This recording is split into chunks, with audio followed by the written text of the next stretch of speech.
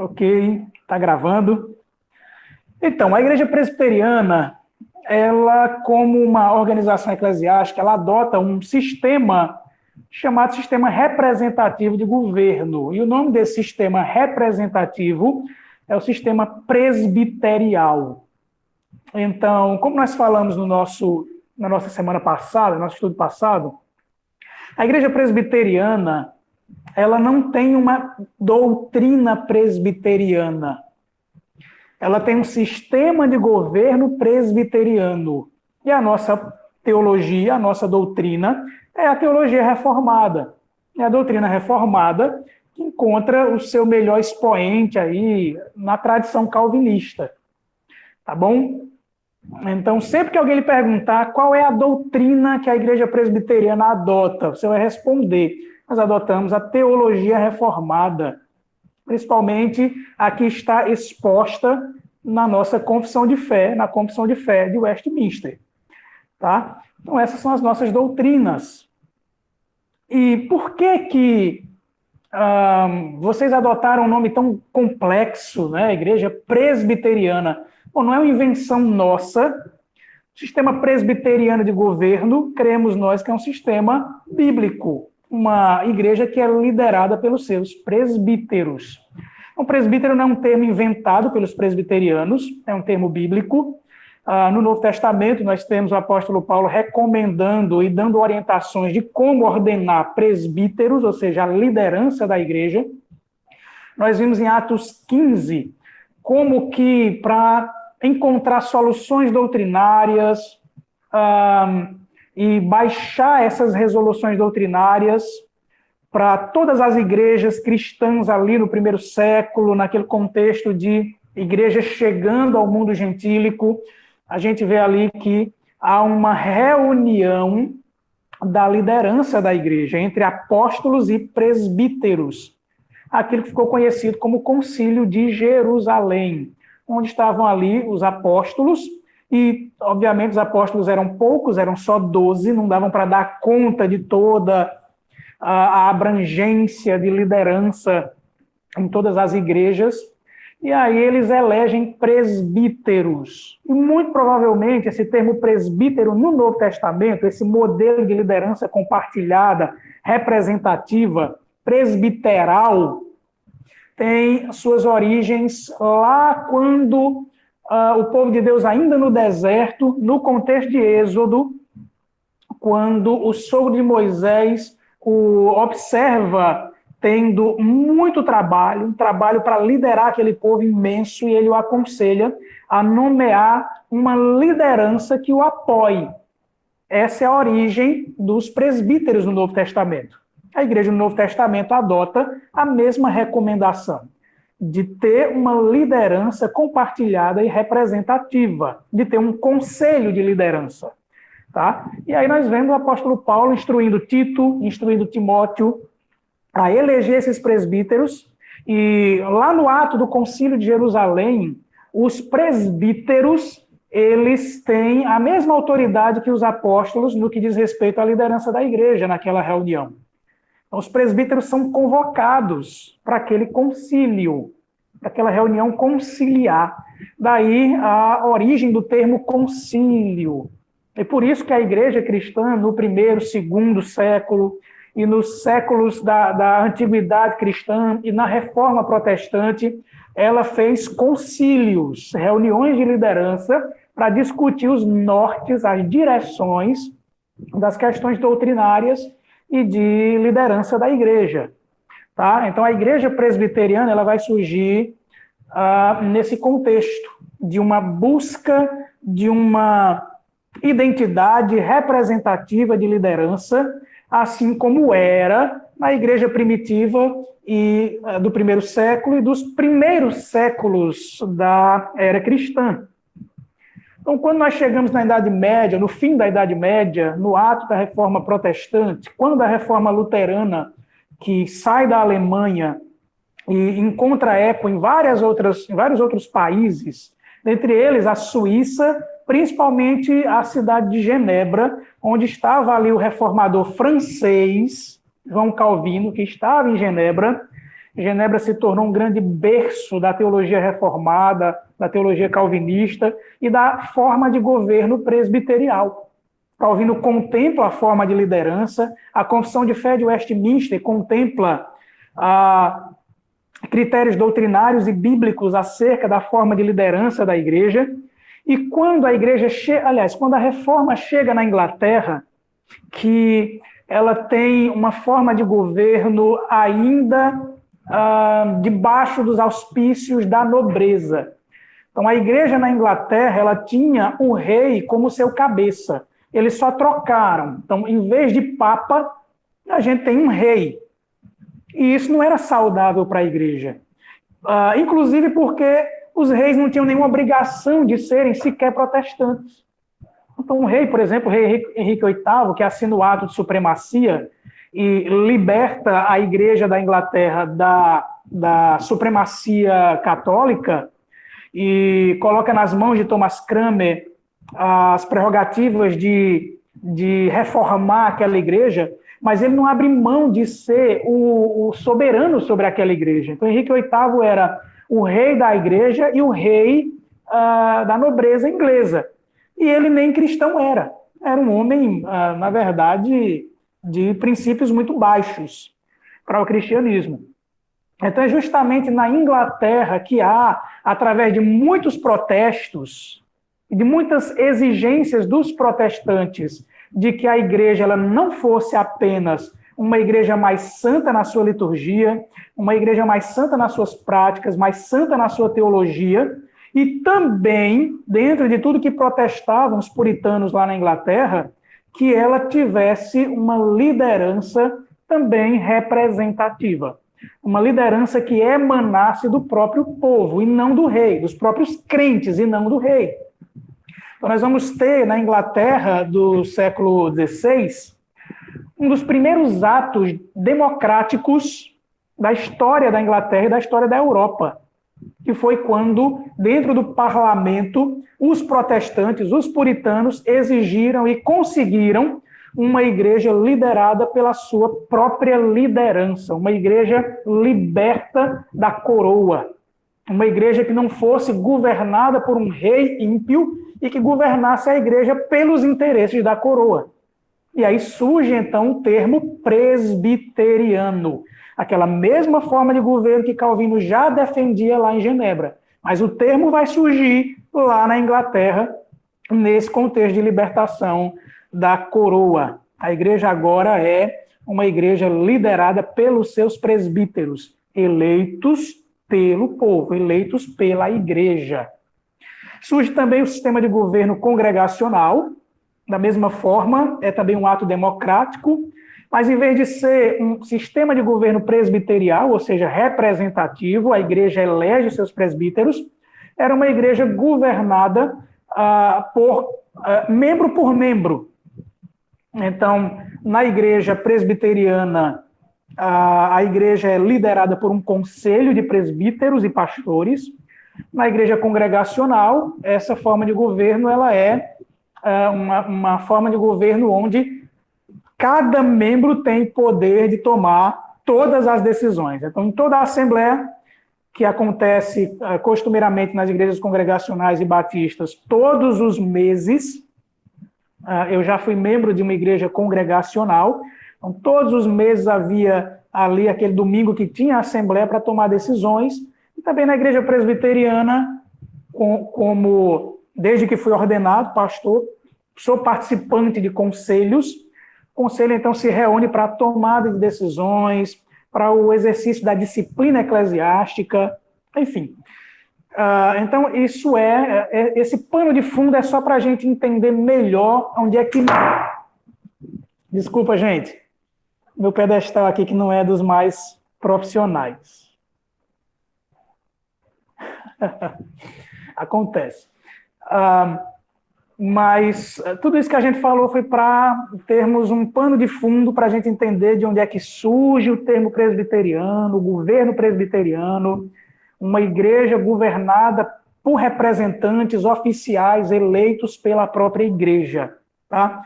As discussões de qual é o sistema melhor, se é episcopal, se é congregacional, se é o sistema presbiterial, eu creio que seja o sistema presbiterial, mas a gente não está numa disputa de qual é o sistema de governo eclesiástico melhor, mas nós consideramos o sistema presbiterial bíblico, responsável e,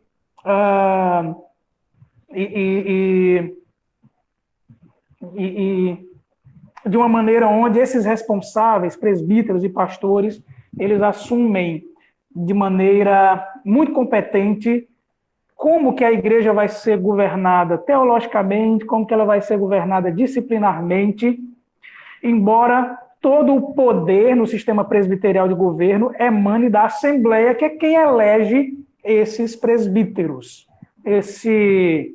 Essa Assembleia, ela tem aí a prerrogativa de eleger ou não os seus presbíteros. E esse conselho, ele não tem essa autonomia de tomar todas as decisões na igreja presbiteriana.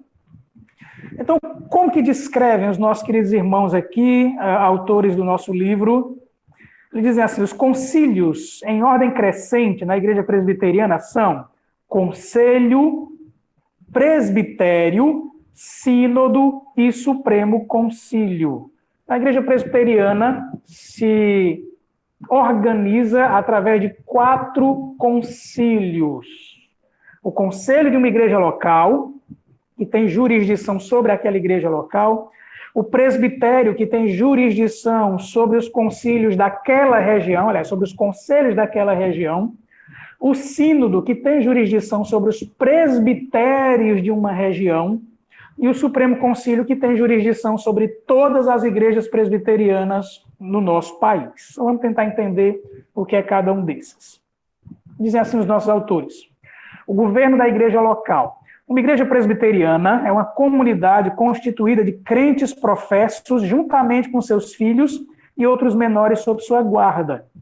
Não há uma determinação do número mínimo de membros para a organização de uma igreja presbiteriana, mas a Constituição da Igreja Presbiteriana do Brasil preceitua que uma comunidade de cristãos poderá ser organizada em igreja somente quando oferecer garantias de estabilidade, não só quanto ao número de crentes professos, mas também quanto aos recursos pecuniários indispensáveis à manutenção regular dos seus encargos, inclusive as causas gerais, e dispunha de pessoas aptas para os cargos eletivos. Basicamente, o que é que eles estão dizendo nesse primeiro parágrafo? Uma igreja presbiteriana, ela é uma igreja organizada quando ela tem recursos próprios para manter suas causas, para manter a evangelização, para manter o funcionamento de todos os trabalhos, e tenha pessoas habilitadas para os cargos eletivos, ou seja, para exercerem os ofícios da diaconia, do presbiterato e do pastorado. Tá bem?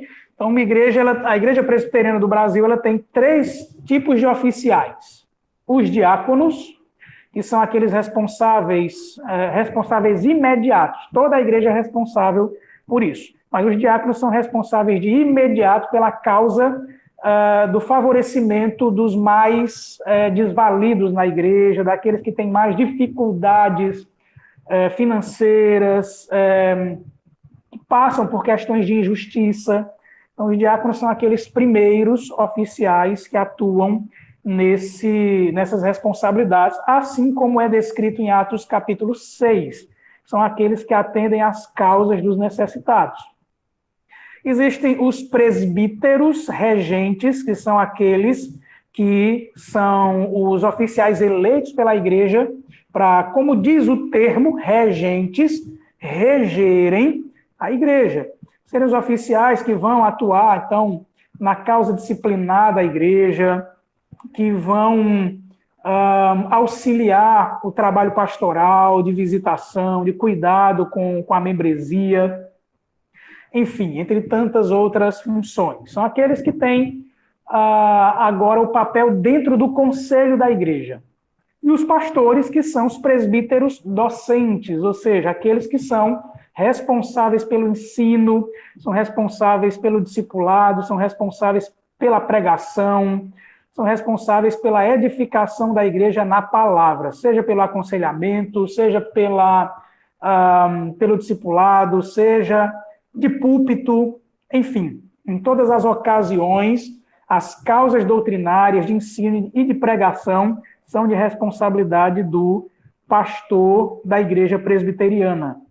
Então, nós, pastores presbiterianos, não encontramos biblicamente aquele conceito recente de que o pastor ele pode ser qualquer coisa menos teólogo na igreja.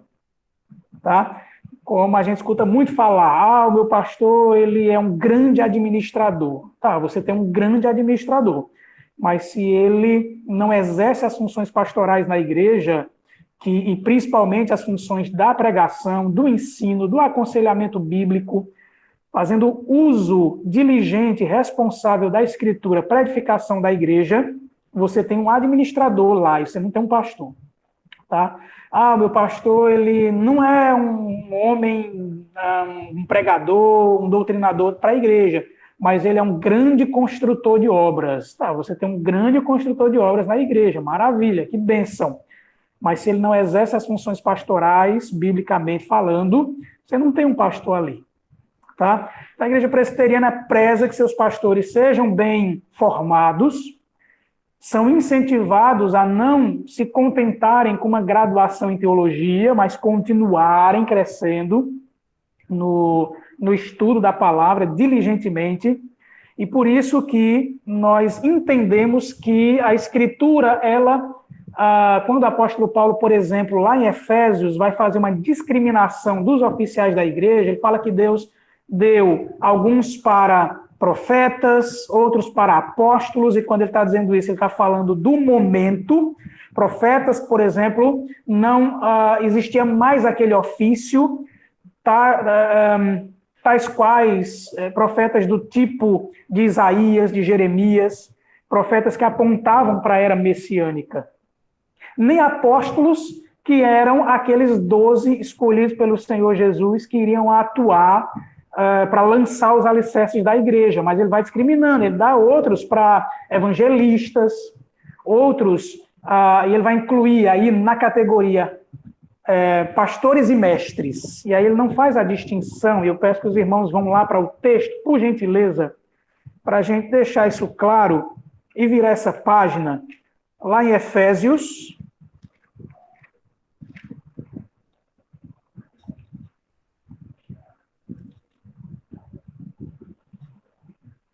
Efésios 4, versículo 11. Se você já encontrou aí na sua Bíblia, eu vou ler aqui o versículo 11 para vocês. E ele mesmo concedeu uns, aí vem, para apóstolos, outros para profetas, outros para evangelistas e outros para pastores e mestres. Então perceba que há uma progressão de uma progressão histórica de ofícios que Deus vai dando para o crescimento da igreja. Pastores, apóstolos e profetas, e ele está falando dos alicerces da igreja. E aqueles que continuam edificando nesses alicerces, os alicerces dos apóstolos e dos profetas, como ele já havia dito isso aos Efésios no capítulo 2, aí ele vai falar que há também outros para evangelistas e outros para pastores e mestres. Então veja, quando ele vai colocar pastores e mestres, ele não divide pastores e mestres com o outros. Outros para pastores e outros para mestres, como ele vinha fazendo antes. Então Paulo não separa o pastor do mestre, o pastor daquele que é o responsável pelo ensino na igreja, pela exortação na palavra, pela admoestação na palavra, pela pregação. Muito bem. Esses são os oficiais reconhecidos pela Igreja Presbiteriana do Brasil, tais quais estão na Escritura Sagrada. Então, o que é um conselho de uma igreja? Eles dizem assim: o governo, a disciplina e a administração de uma igreja presbiteriana são exercidos pelo conselho, que é constituído pelo pastor ou pastores, quando a igreja tiver mais de um pastor, e pelos presbíteros. O conselho é auxiliado pela junta diaconal, constituída pelos diáconos.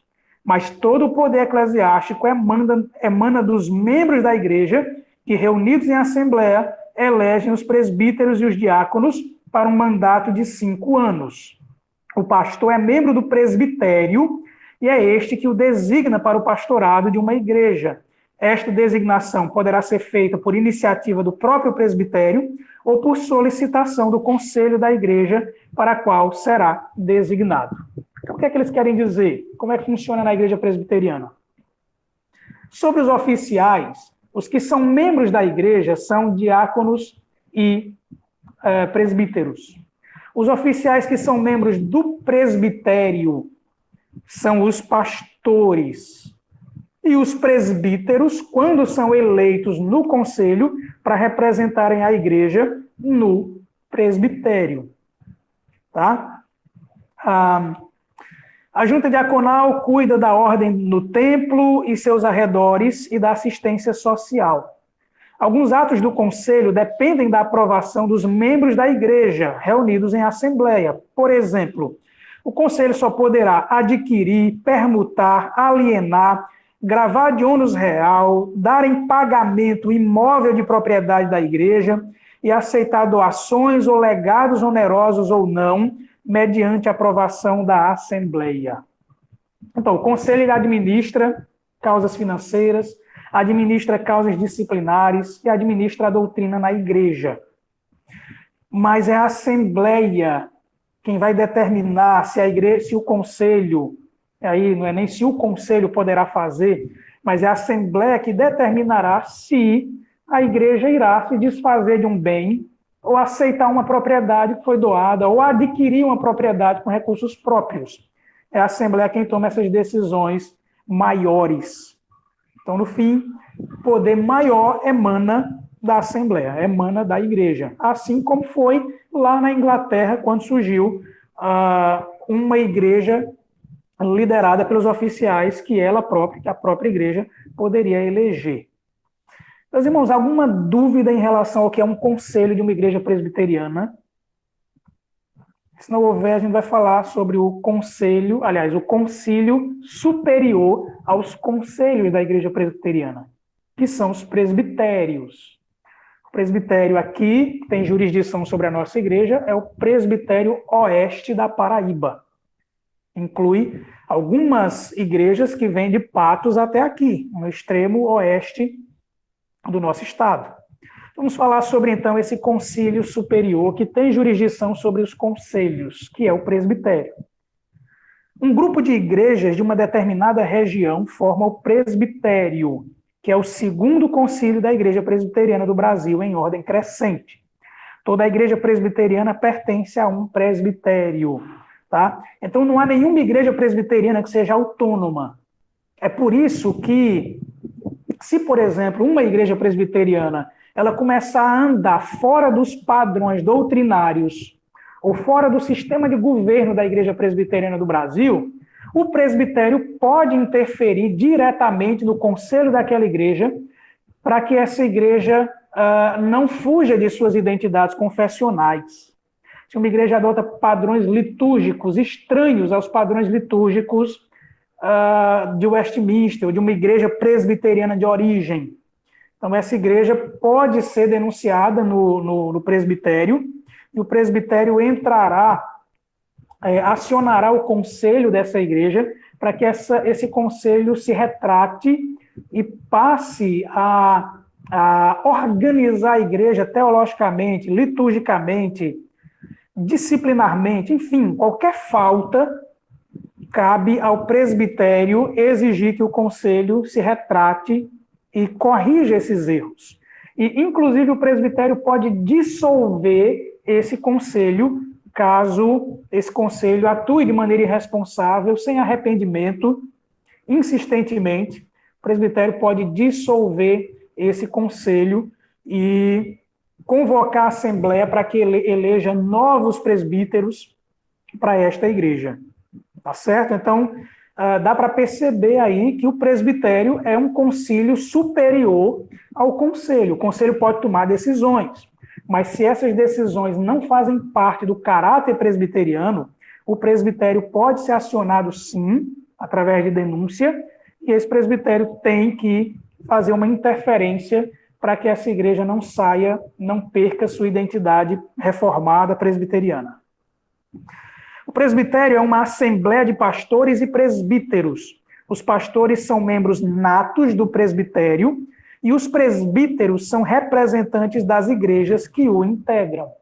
Então, os presbitérios se reúnem ordinariamente uma vez ao ano. A reunião do nosso presbitério geralmente é no mês de janeiro. Às vezes acontece de ser no mês de dezembro, mas normalmente acontece no mês de janeiro. E quem são os representantes ali? Os pastores, que são membros natos do presbitério, e os presbíteros das igrejas locais, que são eleitos no conselho para representar aquela igreja dentro daquele presbitério. Então, o presbitério é um lugar onde os pastores prestam contas de suas atividades.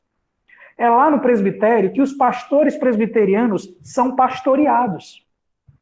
Então, diferentemente de alguns sistemas de governo, onde não há um concílio superior que convoque os pastores para que eles prestem contas, e isso ordinariamente, a igreja presbiteriana assim o faz. Então, é no presbitério que os pastores são,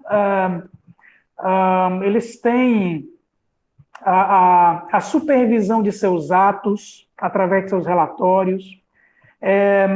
No presbitério que as igrejas, elas são financeiramente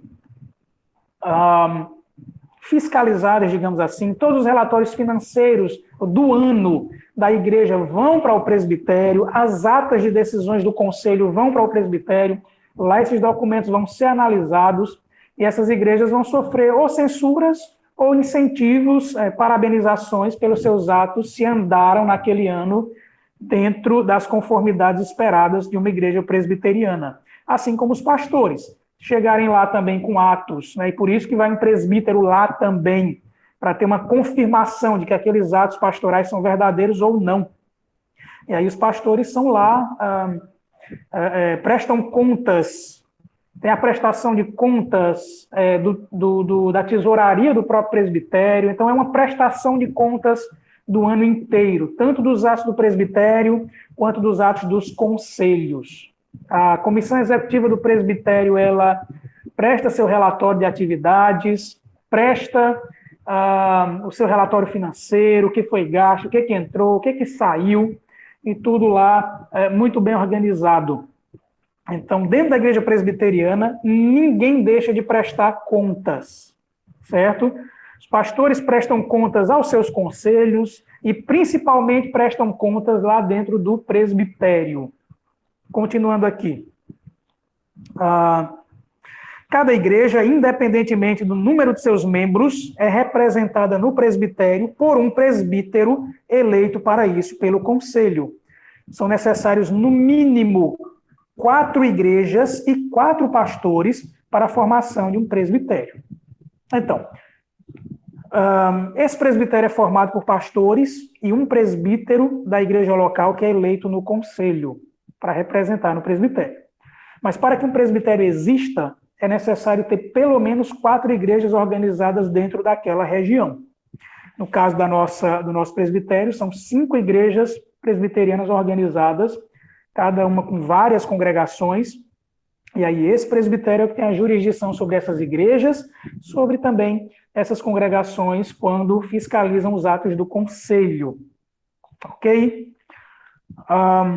Os presbitérios reúnem-se ordinariamente pelo menos uma vez por ano e extraordinariamente por convocação de sua comissão executiva. O presbitério supervisiona o trabalho dos pastores e dos conselhos. Suas principais funções são organizar ou constituir as igrejas locais, ordenar os pastores, dar-lhes transferência para outros presbitérios e receber por transferência os que vierem de outros presbitérios. Então, o que é que eles estão dizendo aqui? Eles estão citando a nossa Constituição. E eles estão dizendo que o presbitério é o presbitério quem organiza uma igreja presbiteriana. Então, não é um grupo de pessoas que chega lá e diz a gente vai se reunir aqui e pronto, e ninguém tem jurisdição sobre nós. Não é verdade. Na igreja presbiteriana não funciona assim. Então, se quiserem organizar uma igreja presbiteriana, é necessário que o presbitério ele assuma os atos de organização dessa igreja. Avalie a possibilidade de que essa igreja tenha recursos, avalia as possibilidades de uma eleição de oficiais, avalia se há um pastor disponível no presbitério e outro presbitério que seja viável, que essa igreja seja pastoreada, enfim. Quem toma todas essas iniciativas e assume essas responsabilidades para a organização de uma igreja é o presbitério. E também a ordenação de pastores. Na igreja presbiteriana, ninguém é ordenado de qualquer forma.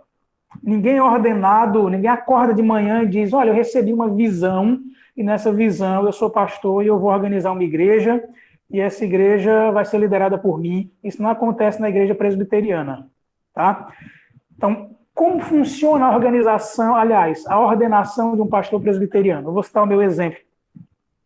Eu, muito novo, ainda com 17 anos, procurei o conselho da minha igreja e manifestei o desejo de ser pastor, de pastorear a igreja, o ardor no coração de pastorear uma igreja presbiteriana. E meu conselho me disse que eu era muito jovem na época, e de fato era, mas mesmo assim, muito jovem, me encaminhou para o presbitério, porque é o presbitério quem recebe esse candidato ao ministério pastoral, e é ele quem vai disponibilizar todos os meios para que esse seminarista, futuro pastor, adquira uma formação adequada para o pastoreio de uma igreja presbiteriana. Então, eu fui encaminhado para o presbitério, que me avaliou. Então, eu já passei pela segunda avaliação. A primeira pelo conselho, que reconheceu a minha vocação, mas é o presbitério quem assume. Aí eu fui encaminhado para o presbitério. E aí o presbitério fez uma sabatina, uma entrevista enorme, avalia a vocação desse candidato, e aí libera esse candidato para o vestibular dos nossos seminários. E aí eu fui autorizado a me inscrever no vestibular, fiz o vestibular, passei e ingressei no seminário. Ali eu estudei 4 anos a nossa teologia, o nosso sistema de governo. Depois desses 4 anos, esse candidato ele passa geralmente por um período chamado de licenciatura. É um período onde ele vai ficar à disposição desse presbitério, das igrejas do presbitério, onde ele vai ser convidado para pregar, substituir pastores nas férias deles, e isso tudo sobre a supervisão de um tutor. E aí pode passar, depois desse primeiro ano de licenciatura, esse candidato retorna ao presbitério, e o presbitério decide se o ordena ou não, podendo renovar essa licenciatura mais um ano. Pode passar até 3 anos de licenciatura. Então, um candidato ao ministério pastoral de uma igreja presbiteriana, ele vai passar no mínimo 4 anos no seminário e pode passar até 3 anos na licenciatura, até que o presbitério reconheça que ele está apto para ser ordenado e assumir o pastoreio de uma igreja presbiteriana. Então, pode ser que um candidato ao ministério pastoral passe de 7 a 8 anos para ser ordenado. Eu fui em 5, 4 anos de seminário, 1 ano de licenciatura. O presbitério, então, achou por bem me ordenar e me encaminhar para pastorear a primeira igreja que eu fui pastorear lá em Fortaleza. Pastor, oi, Marlon. Como funciona essa questão da prova? Tipo, o nível de questão, se é sobre as confissões, ou Certo. somente de questões envolvendo a Bíblia, assim, em si a Bíblia, ou tudo misturado? Vamos lá. O que é que constitui a prova dos vestibulares dos nossos seminários? Conhecimento bíblico, há perguntas sobre a Bíblia lá. Conhecimentos confessionais, perguntas sobre a confissão de fé.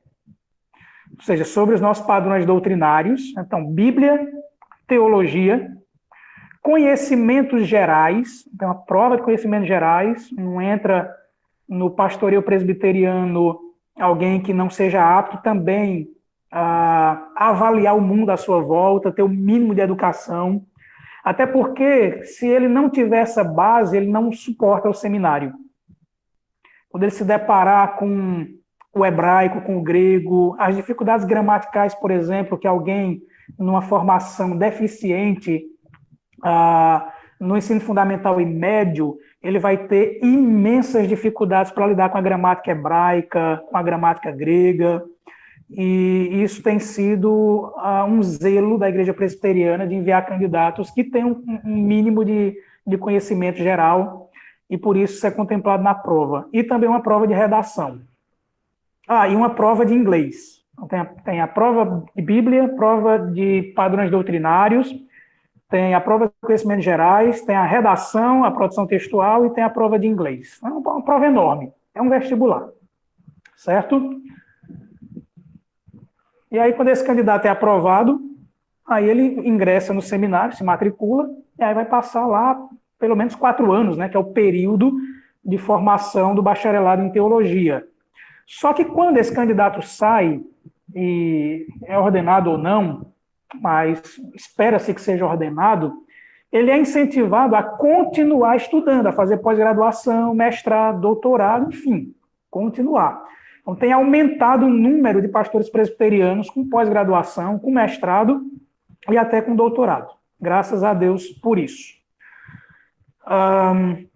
Nós temos uma universidade presbiteriana, que é a Universidade Mackenzie, que fornece para pastores presbiterianos em atuação esses cursos gratuitamente. Então, você pode fazer, inclusive, o próprio bacharelado em teologia, lá no Mackenzie. Só que em São Paulo fica complicado, porque é um curso onde as aulas são diárias. Mas você tem direito, se você for pastor presbiteriano, a um curso de bacharelado em teologia, porque tem pastores que são formados no seminário presbiteriano, mas que estão morando lá em São Paulo e querem fazer também o curso de bacharelado em teologia da Universidade Mackenzie. É gratuito para quem já é pastor. E também se o presbitério quiser enviar para a formação lá. Não tem dificuldade. Mas é gratuito também os cursos posteriores. Então, você pode ir até o doutorado. Você tem direito a um bacharelado, a um mestrado, a um doutorado dentro da Universidade Presbiteriana Mackenzie gratuitamente. Você só precisa viajar. Então, eu fiz isso no mestrado, fiz a pós-graduação pelo sistema EAD, completamente online, não precisei ir lá, mas fiz o mestrado, teve que ir lá, e agora estou tendo o privilégio de fazer o doutorado. Não lá, mas numa parceria com o Seminário de Dallas. Graças a Deus, estamos aí nessa caminhada. Mas a formação pastoral é algo zeloso da Igreja Presbiteriana do Brasil. Ela zela pela formação teológica de seus pastores. E isso é de responsabilidade do presbitério. O presbitério é que tem que zelar e tem que exigir que os seus pastores sejam bem formados. Designar os pastores para as igrejas, por iniciativa própria ou atendendo à solicitação dessas igrejas. Então, tem uma igreja que o pastor faleceu. E o conselho dessa igreja pode solicitar um pastor ao presbitério, indicar, inclusive, o nome, o pastor que nós queremos, ou pode simplesmente pedir ao presbitério que designe qualquer um que o presbitério queira fazer. O presbitério é quem vai decidir se vai atender a indicação ou se vai enviar um outro presbitério, aliás, um outro pastor para o pastoreio dessa igreja. Mas quem toma a decisão final é o presbitério, porque os pastores são membros do presbitério. Ok? Existe também o sínodo, que é o concílio que está logo acima dos presbitérios. O que é o sínodo? É um grupo de presbitérios de uma determinada região. Então, aqui, por exemplo, nós temos o sínodo da Paraíba. Então, nós temos vários presbitérios, temos o presbitério metropolitano, temos o presbitério de João Pessoa, temos o presbitério central, temos o presbitério sul da Paraíba, temos o presbitério oeste da Paraíba, temos vários presbitérios. Todos eles são jurisdicionados pelo único sínodo que nós temos aqui, que é o Sínodo da Paraíba. Então, o sínodo jurisdiciona os trabalhos desses presbitérios, fiscaliza os trabalhos desses presbitérios. Então, o que é que dizem aqui os nossos autores? Eles dizem assim: é o terceiro concílio da Igreja Presbiteriana do Brasil em ordem crescente. Todo presbitério pertence a um sínodo. Ora, se toda igreja pertence a um presbitério, todo presbitério pertence a um sínodo. Logo, toda igreja pertence também a um sínodo. Então, a Igreja Presbiteriana de Cajazeiras ela é jurisdicionada pelo Presbitério Oeste da Paraíba, também pelo Sínodo da Paraíba. São necessários, no mínimo, 3 presbitérios para a organização de um sínodo. Os presbitérios que integram o sínodo elegem os pastores e os presbíteros que vão representá-los na reunião desse concílio. Os sínodos reúnem-se ordinariamente nos anos ímpares, ou seja, de 3 em 3 anos, né? Reúne no ano 1, reúne no ano 3, reúne no ano 5, aliás, de 2 em 2 anos, perdão. E extraordinariamente, quando convocados por sua comissão executiva. As principais funções de um sínodo são organizar, constituir ou dissolver os presbitérios, julgar os atos dos presbitérios, podendo aprová-los ou não. Muito bem. Então, os presbitérios não têm autonomia. Eles prestam contas a um sínodo. Então, na igreja presbiteriana, ninguém deixa de ter um superior. Ninguém deixa de ter. Tá? Então, os conselhos prestam contas aos presbitérios, os pastores prestam contas aos presbitérios e aos conselhos, os presbitérios prestam contas ao sínodo, e toda essa estrutura vai prestar contas ao nosso concílio maior, que é o Supremo Concílio. O que é o Supremo Concílio? O Supremo Concílio, como o próprio nome indica, é o maior concílio da Igreja Presbiteriana do Brasil. O Supremo Concílio reúne-se ordinariamente, quadrienalmente, ou seja, de 4 em 4 anos, nos anos pares. Sua reunião é uma assembleia de pastores e presbíteros eleitos por seus respectivos presbitérios, para representá-los nesse conclave. Quem é que compõe o sínodo e quem é que compõe o Supremo Concílio? São os mesmos pastores e presbíteros que estão nas igrejas locais. Tá? Então, como é que acontece?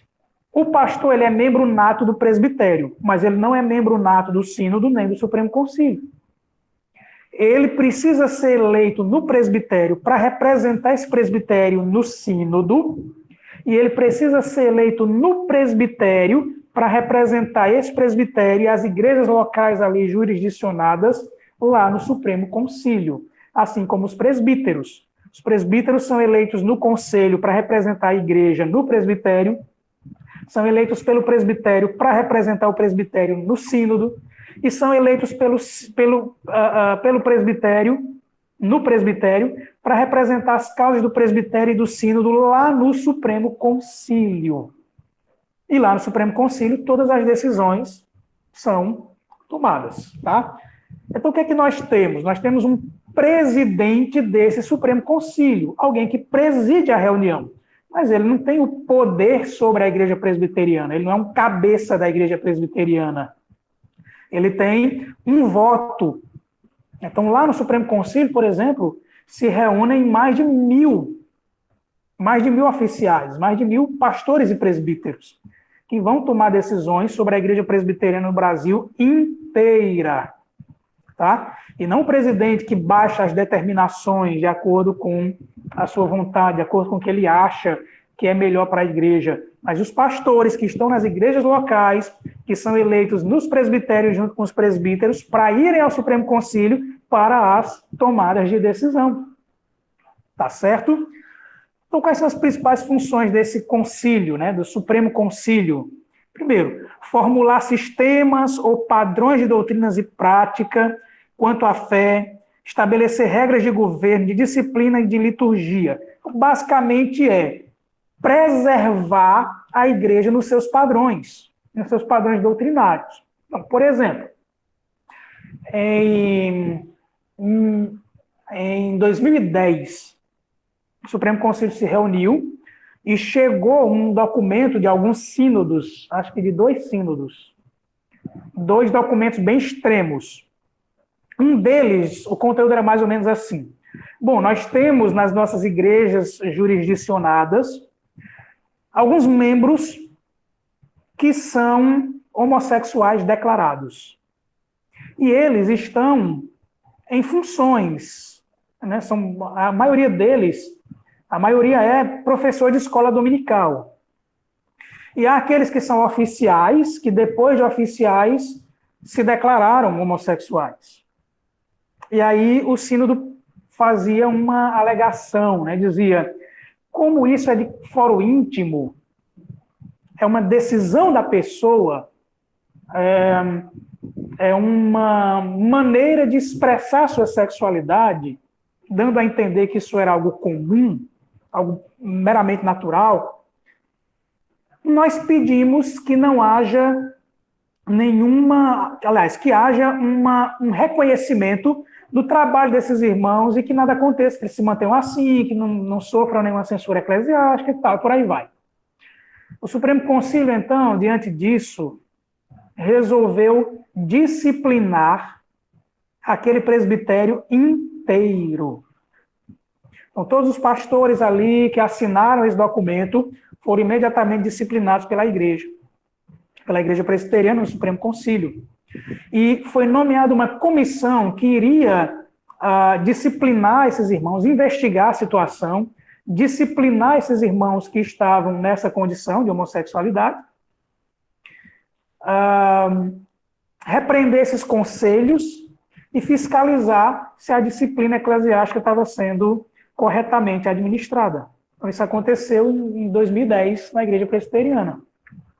Outro caso também extremo foi de um sínodo que queria que o Supremo Concílio determinasse que nos cultos na Igreja Presbiteriana fosse banido todos os instrumentos musicais. E não fossem mais cantados hinos do nosso inário e nem cânticos espirituais compostos por pessoas crentes, mas fossem cantados apenas os salmos. E mais, que as mulheres sequer podiam orar no culto público. Tinham que ficar completamente em silêncio.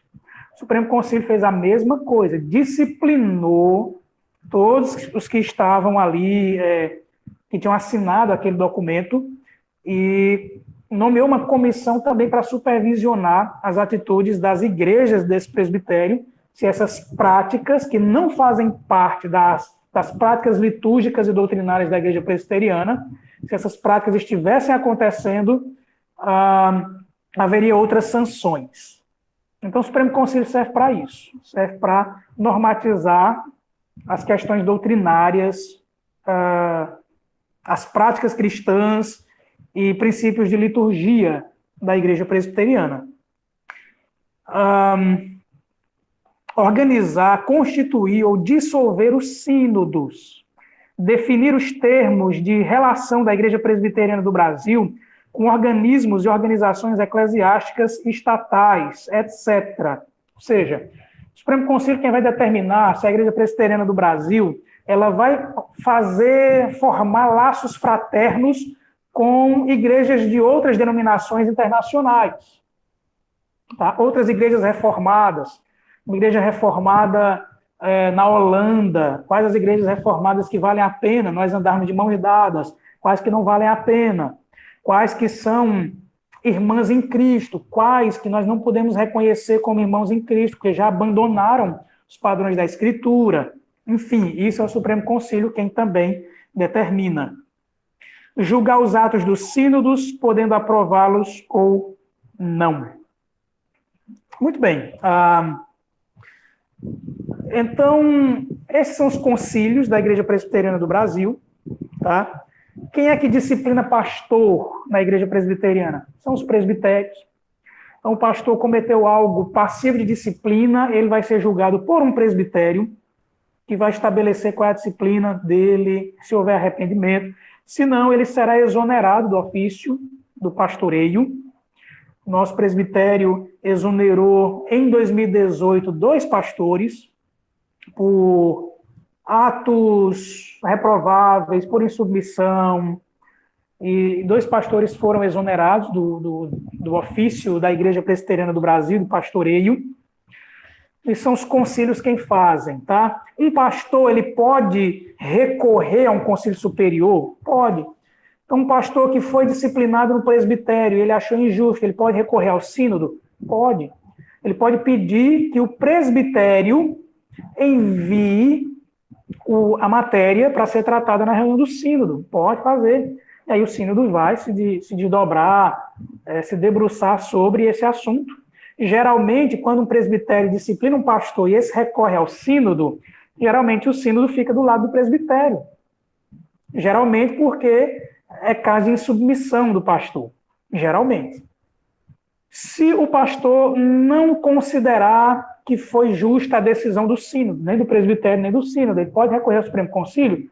Pode também, é direito dele. Só que quando chegar lá no Supremo Concílio, é como se lá fosse o Supremo Tribunal Federal. Não tem mais para onde recorrer quando chega lá. E aí, quando chega lá no Supremo Concílio, geralmente o Supremo Concílio vai fazer a mesma coisa. Vai analisar a matéria, vai apurar os fatos e vai manter as decisões dos concílios inferiores. Se julgar que os atos foram errados, se o pastor conseguir provar, obviamente, ele vai ser absolvido. Então, isso é um direito de um pastor na igreja presbiteriana. E os membros, pastor Murilo? Os membros podem também recorrer da mesma forma. Então, se um conselho disciplinou um membro de maneira inconstitucional, e esse membro pode provar dentro da Constituição que o ato do conselho foi fora da Constituição, foi injusto, ele pode também recorrer ao presbitério. Ele pode solicitar ao conselho que envie a matéria para que o presbitério trate. Ele pode recorrer também de uma decisão do presbitério? Pode recorrer ao sínodo, pode pedir ao presbitério que agora envie a matéria para o sínodo. Pode também pedir que a matéria seja enviada ao Supremo Concílio. Enfim, são os meios de disciplina na igreja presbiteriana. Ok? Alguma pergunta, meus irmãos, em relação a isso? Eu sei que isso é muito técnico, são termos que muitos aqui não estão muito familiarizados, mas se querem ser membros de uma igreja presbiteriana, vocês têm que conhecer como é que sua igreja se organiza, tá? E como que essa estrutura é forte, tá bem? Como há uma estrutura disciplinar na igreja presbiteriana que dificilmente alguém consegue burlar as leis, tá certo? Dificilmente alguém consegue administrar os recursos da igreja de maneira improba, sem ser descoberto. Marlon, pode falar, meu irmão. Foi você? Quem foi que falou? Foi Nádia. Foi Nádia. Pode falar, Nádia. Não queria falar não, ativei sem querer, estava aqui mexendo no celular. Tá bom, minha irmã, sem problema. Desculpa. Ok. Oi. Tem alguém falando? Acho que é só meu microfone que está dando uns retornos de vez em quando. Ok, meus irmãos, então se não há mais nenhum comentário, se não há nenhuma pergunta, é assim que nós nos organizamos, tá bem? É extremamente importante que toda pessoa que intenta ser membro da igreja presbiteriana conheça a sua forma de governo.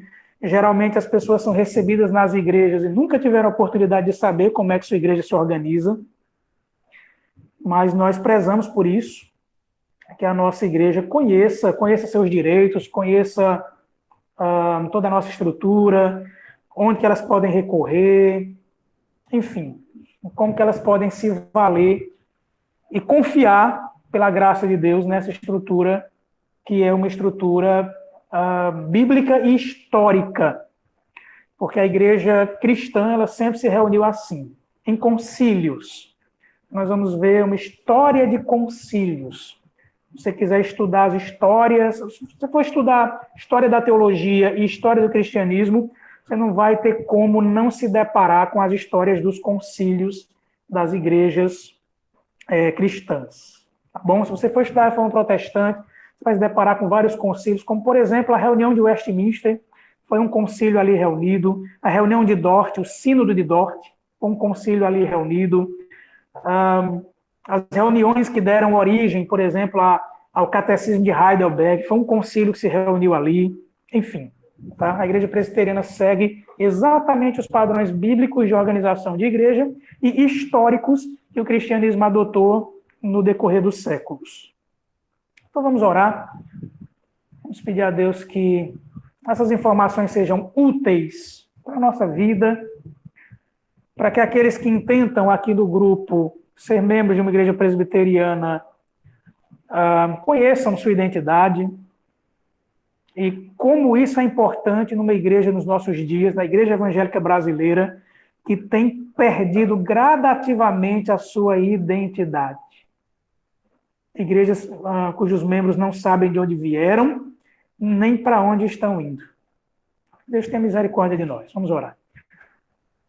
Pai bendito, tem misericórdia